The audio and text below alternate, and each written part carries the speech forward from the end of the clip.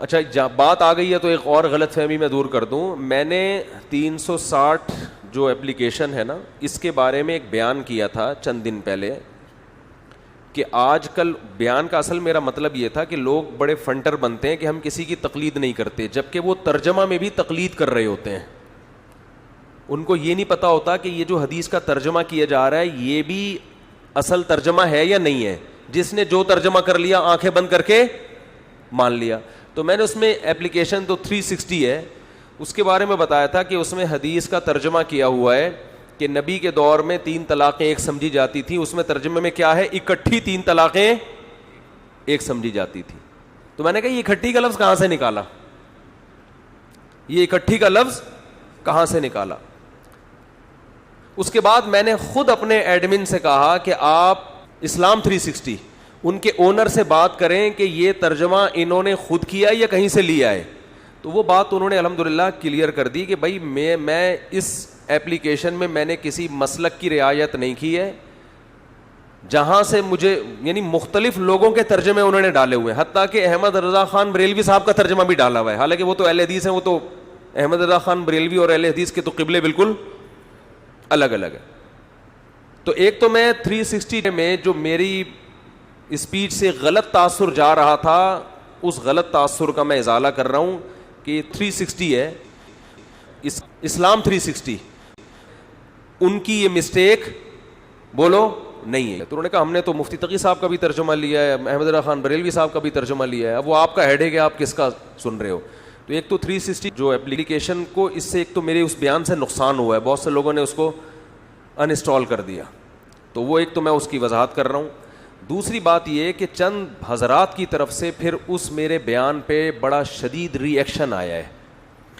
ایک اہل حدیث عالم نے ری ایکشن کیا کہ مفتی صاحب یہ کہہ رہے ہیں کہ اکٹھی کا لفظ اہل حدیث اپنی طرف سے بڑھا دیتے ہیں. اس میں حدیث میں آتا ہے صحیح مسلم کی حدیث کہ نبی کے دور میں 3 طلاقیں کتنی سمجھی جاتی تھیں, ایک.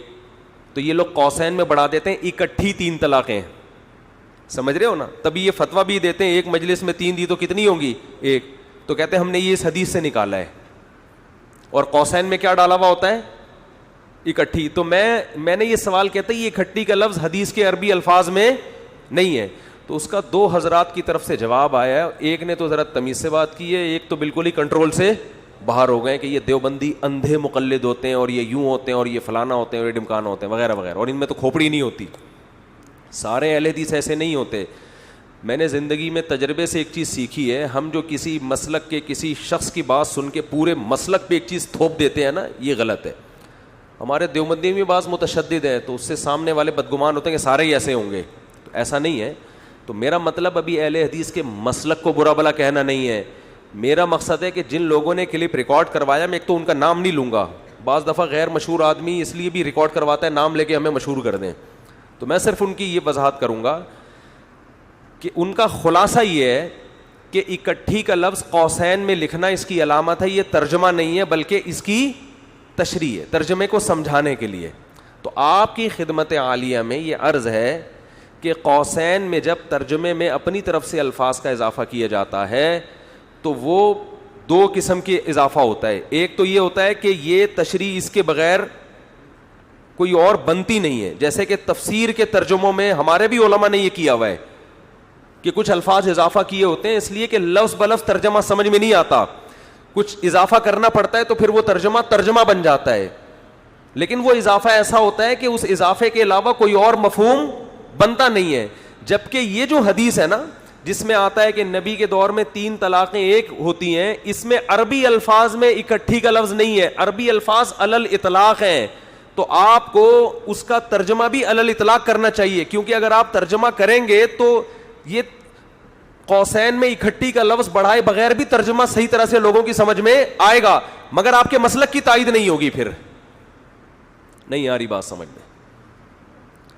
اس حدیث میں الفاظ ہیں کہ نبی کے دور میں 3 طلاقیں ایک سمجھی جاتی تھیں, اکٹھی آپ کا مذہب ہے, لہٰذا آپ قوسین میں جو تشریح کر رہے ہیں لوگ اس تشریح کو حدیث کا حصہ سمجھتے ہیں اور اس غلط فہمی میں مبتلا ہوتے ہیں کہ واقعی نبی کے دور میں ایک مجلس کی 3 طلاقیں کتنی سمجھی جاتی تھیں, ایک. حالانکہ اس میں کیا ہے, علل اطلاق, ایک مجلس ہو یا الگ الگ مجلس. تو یہ ایک علمی خیانت ہے جس سے لوگوں کا ایک غلط مفہوم جا رہا ہے. آپ یہ سوال پوچھ سکتے ہیں کہ بھائی اگر نبی کے دور میں ہر طرح کی تین ایک سمجھی جاتی تھیں تو اس کا تو دنیا میں کوئی بھی قائل بولتے کیوں نہیں ہے؟ پھر تو تین کبھی تین ہوں گی ہی نہیں. کیا خیال ہے؟ پھر تو کوئی مطلب ہی نہیں بنتا. تو یہ بھی آپ کی سوچ ہے, یہ بھی آپ نے, کیونکہ مجتہد نہیں ہے نا آپ فقیہ نہیں ہیں, آپ مجتہد نہیں ہیں, آپ نے خود سے فرض کر لیا ہے یہ. اگر یہ ہوتا نا کہ نبی کے حکم سے تین طلاقیں ایک سمجھی جاتی تھیں, پھر تو ہم کہہ سکتے تھے کہ بھائی نبی آرڈر کر رہے ہیں تو ایک مجلس اور الگ الگ مجلس اور الگ الگ مہینوں میں پھر تو تین کبھی ہوں گی نہیں, تو پھر تو ہم یہ تعویل کرتے. اس حدیث میں آتا ہے کہ نبی کے دور میں تین ایک سمجھی جاتی تھیں, اس میں یہ نہیں ہے کہ ایک مجلس ہو یا الگ الگ. اس حدیث کا جواب کیا ہے؟ اس کا جواب بہت آسان ہے. اس کا بالکل وہی جواب ہے جو جابر بن عبداللہ رضی اللہ تعالیٰ عنہ کی حدیث کا جواب ہے کہ ہم نبی صلی اللہ علیہ وسلم کے دور میں متع کو حلال سمجھتے تھے. سمجھتے ہو؟ ابو بکر کے دور میں بھی متع کو ہم حلال سمجھتے تھے. تو ہم اہل حدیث حضرات سے کہتے ہیں کہ آپ اس حدیث کی بیس پہ متع کو حلال قرار نہیں دیتے اور جواب یہ دیتے ہو کہ یہ جابر بن عبداللہ خود سمجھتے تھے, نبی بولو نہیں سمجھتے تھے, بلکہ نبی سے اس کے خلاف فتویٰ ثابت ہے. دیکھو حدیث کے الفاظ دیکھو, جب بھی کوئی اہل حدیث آپ کے سامنے حدیث پیش کرے نا کہ نبی کے دور میں تین ایک ہوتی تھیں, ابو بکر کے دور میں تین ایک ہوتی تھیں, عمر کے ابتدائی دور میں تین ایک ہوتی تھی, پھر عمر نے کتنی قرار دے دی؟ تین کو تین. تو آپ کہا کرو کہ بالکل, یعنی وہ کہتے ہیں حضرت عمر کا کارنامہ ہے تین کو تین قرار دینا. بالکل یہی الزام شیعہ حضرت عمر کے بارے میں, متع کے بارے میں حضرت عمر پہ لگاتے ہیں. کہتے ہیں یہ بھی صحیح مسلم میں آتا ہے کہ نبی کے دور میں بھی متع حلال تھا, ابو بکر کے دور میں بھی کس نے پابندی لگائی؟ عمر نے. شیعہ کہتے ہیں تو عمر کی پابندی ہے, تبھی شیعہ متع کو حلال کہتے ہیں. تو جو اس حدیث کا جواب ہے نا وہی بولتے کیوں نہیں بھائی؟ وہی ہم کہتے ہیں متع اگر حلال تھا, عمر حلال کو حرام نہیں کر سکتے, نبی پابندی لگا چکے تھے متع کے حرام ہونے کی, بہت سے صحابہ کو اس پابندی کا علم نہیں تھا. ایسے ہی خدا کی قسم متع کو حلال قرار دینا جتنا بڑا جرم ہے, بالکل حلال بیوی کو حرام قرار دینا بھی اس سے بڑا جرم ہے. کہ نبی کے دور میں تو تین ایک تھی, حضرت عمر نے کیا کر دیا؟ تین قرار دے کے حلال بیوی کو کیا کر دیا؟ حرام کر دیا. یہ سیاست نہیں ہے, یہ دین میں بہت بڑی تحریف ہے. اہل حدیث کہتے ہیں حضرت عمر نے سیاستاً ایسا کیا. میں کہتا ہوں اگر یہ سیاست ہے تو دین میں تحریف کی ڈیفینیشن کیا ہے؟ نبی تو کہہ رہے ہیں تین ایک ہوتی ہیں, حضرت عمر کہہ رہے ہیں تین کتنی ہوتی ہیں؟ تین. ایک کے بعد بیوی حلال رہتی ہے, تین کے بعد ایسی حرام ہوتی ہے کہ نکاح بھی نہیں کر سکتے. تو حضرت عمر نے صرف حرام نہیں کی, ایسی حرام کر دی کہ اب شرعی حلالے کے بغیر نکاح بھی نہیں ہو سکتا. تو یہ تو حضرت عمر پہ اتنا بڑا الزام ہے کہ عمر بن خطاب حلال بیوی کو سیاستاً کیا کر رہے ہیں؟ حرام. تو پھر تو یونائٹڈ نیشن ٹھیک ہے بھائی, اقوام متحدہ صحیح ہے, وہ بھی سیاستاً دائیں بائیں بہت ساری چیزیں کرتی رہتی ہے. اور لبرل لوگ کہتے ہیں یونائٹڈ نیشن کا قانون ہے, ہم کہتے ہیں اللہ اس کے رسول کے اگینسٹ ہے, وہ کہتے ہیں سیاست کا تقاضا ہے, زمانے کا تقاضا ہے.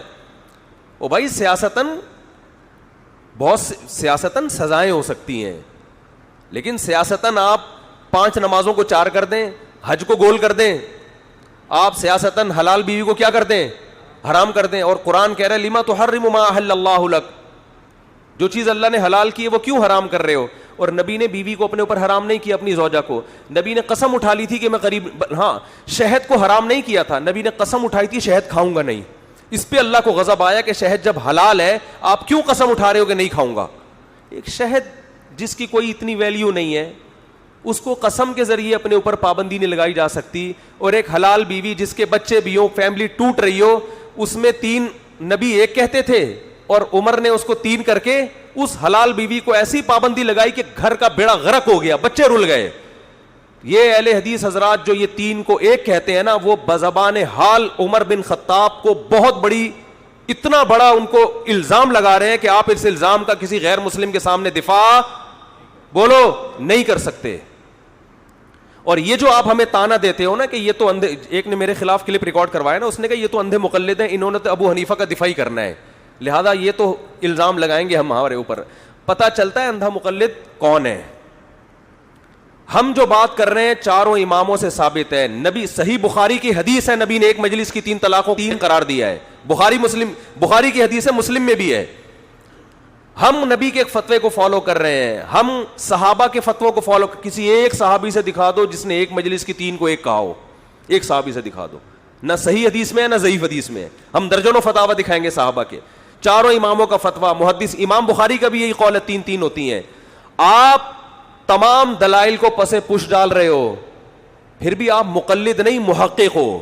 اور ہم اتنے سارے دلائل کو فالو کر رہے ہیں, ہم اندھے مقلد ہو گئے. اس سے پتہ چلتا ہے آپ اندھے مقلد ہو اپنے اس مسجد کے امام کے یا اس استاذ کے جس کو آپ نے شیخ و مرشد بنایا ہوا ہے. وہ حدیث کا 2 ترجمہ آپ کے سامنے پیش کر لے, اس کو قرآن و سنت پہ یقین کر کے ایمان لے آتے ہو, اور ادھر دلائل کے انبار کو بھی آپ کہتے ہو چونکہ یہ حنفی ہیں, انہوں نے تو دفاع کس کا کرنا ہے؟ ابو حنیفہ کا. تو اس لیے میں کہتا ہوں اس زمانے میں لفاظی ہول سیل کے حساب سے ہے. لوگ کہتے ہیں ہمارے سوا کسی کو مت سنو, مگر لنک ڈسکرپشن سے غائب کر کے بتا رہے ہوتے ہیں صرف کس کو سنو؟ ہمیں سنو. لوگ کہتے ہیں قرآن و حدیث کی مانو, تقلید مت کرو. لیبل قرآن و سنت کا لگا کے ایسی اندھی تقلید کر رہے ہوتے ہیں جس نے جو ترجمہ کر کے بتا دیا, جو من وان اس پر ایمان لے آتے ہیں, دوسرے کی سننے کے لیے تیار نہیں ہوتے. اور پھر کمال کی بات یہ ہے کہ اس طرح کے متشدد لوگ یہ بات صبح و شام قرآن و حدیث کی کریں گے, لیکن جب آپ سے بحث کریں گے تو کتابوں کے حوالے پیش کریں گے علماء کی. اب جس نے یہ حدیث میرے خلاف کلپ ریکارڈ کروایا نا کہ مفتی طارق نے کہا کہ اکٹھی کا لفظ اپنی طرف سے بڑھایا ہے, تو اس نے کہا فلاں دیوبندی عالم نے بھی یہ لفظ بڑھایا ہوا ہے, فلاں دیوبندی عالم نے بھی یہ لفظ بڑھایا ہوا ہے. تو ہم کب کہہ رہے ہیں صحیح بڑھایا ہوا ہے؟ غلط بڑھایا ہوا ہے اس نے بھائی. اب قرآن و حدیث کہاں گیا؟ آپ کو چاہیے تھا کہ آپ حدیث کے عربی الفاظ کوٹ کرتے اور کہتے اکٹھی کا لفظ ہم نے یہاں سے نکالا ہے. 2 اور 2 4 کی طرح بات کیا ہو جاتی؟ ختم. لیکن اب ایران توران چلے گا. اب کیا چلے گا؟ فلاں دیوبندی نے بھی لکھا ہوا ہے تو فلاں دیوبندی نے بھی لکھا ہوا ہے تو فلاں. بھائی لکھنے پر گورنمنٹ کی طرف سے کوئی پابندی نہیں ہے. ایک صاحب مجھے کہنے لگے مفتی کفایت اللہ دیوبندی نے لکھا ہے کہ 3 طلاق کا مسئلہ اختلافی ہے, فلاں صحابی نے 3 کو 1 کہا ہے, تو آپ کے لوگ جب کہہ رہے ہیں. تو میں نے کہا بھائی حضرت مفتی کفایت اللہ صاحب بڑے عالم تھے, لیکن انہوں نے صحیح بولو نہیں لے. بات جب قرآن و حدیث کی ہوگی تو قرآن و حدیث کی ہوگی. مفتی کفایت اللہ دیوبندی رحمت اللہ علیہ کی نہیں ہوگی. یہ شخصیت پرستی اگر نہیں ہے تو پھر کہیں بھی نہیں ہے. بہت مشکل ہے بات سمجھانا, بہت مشکل ہے, نہیں آ رہی سمجھ میں. پولیس کے علاوہ میرے پاس کوئی راستہ نہیں ہے. تو میں پھر ببانگے دہل یہ اعلان کر دوں, 3 طلاق کے مسئلے میں اہل حدیث سے فتویٰ لینا بالکل بھی جائز نہیں ہے. جب 3 دے دیں بیوی حرام ہو جاتی ہے, حرام کو حلال مت کرو. اور اگر کسی اہل حدیث عالم کو سمجھ میں نہیں آ رہا تو میرے پاس لے آؤ. سمجھتے ہو کس کے پاس لے آؤ؟ ادھر لے آؤ, میں سمجھا دوں گا انشاءاللہ. تو ابھی بات کیا چل, اتنا اچھا ٹاپک چل رہا تھا.